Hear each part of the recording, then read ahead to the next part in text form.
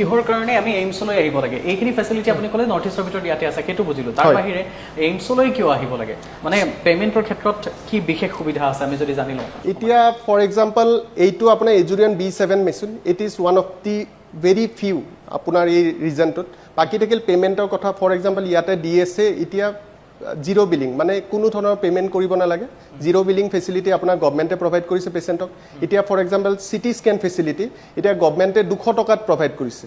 MRI facility আমাৰ তাত top and Vida machine আছে য'ত MRI facility only 3000 with film 500 extra 3500 ৰুপিজত আপোনাৰ MRI ফেচিলিটি এভেইলেবল আছে কিন্তু আকৌ আয়ুষ্মান ভাৰত হ'লে গোটেইখিনি কেছলেছ আৰু ফ্ৰী অফ কষ্ট হয় যোনটো অনলি এইমছ গুৱাহাটী এতিয়ালৈকে পেচেণ্টক প্ৰভাইড কৰি আছে আৰু গভমেণ্ট অফ ইণ্ডিয়াই গোটেইখিনি ফেচিলিটি প্ৰভাইড কৰিছে এট দি মিনিমাম কষ্ট কাৰণ এইবিলাক প্ৰচিডিউৰৰ আপুনি যদি প্ৰাইভেটত যায় বহুত এক্সপেঞ্চিভ প্ৰচিডিউৰ হয় নেক্সট কথা এক্সপাৰ্টাইজ আমাৰ তাত ইয়াতে গোটেই এক্সপাৰ্ট টিম এভেইলেবল আছে ইণ্টাৰভেনশ্যন ৰেডিঅ'লজিষ্ট ৰাউণ্ড দি ক্লক থাকে নিউৰ'লজিষ্ট এভেইলেবল আছে নিউৰ' এনাষ্টিচিষ্ট এভেইলেবল আছে বহুত ভাল ICU team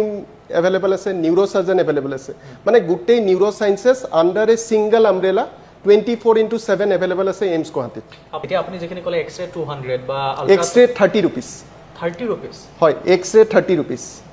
আল্ট্ৰাছ yes x-ray 30 rupees as per government of India rate আৰু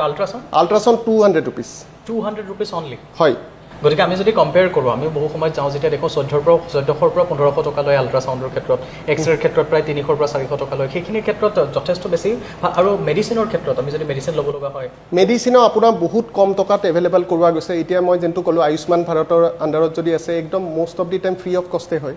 আপোনাৰ ইয়াৰে যেনেকৈ DSA ফেচিলিটি কনজিউমেবল অকল অলপমান মিনিমাল কষ্ট আছে তাতেও আপোনাৰ পেকেজ ৱাইজ আছে বা আপোনাৰ ট্ৰিটমেণ্টৰ আদাৰৱাইজ প্ৰচিডিউৰ ৰিলেটেড আৰু থাকাৰ কাৰণে ICUৰ খৰচ একদম মিনিমাল বা নামমাত্ৰ মাতে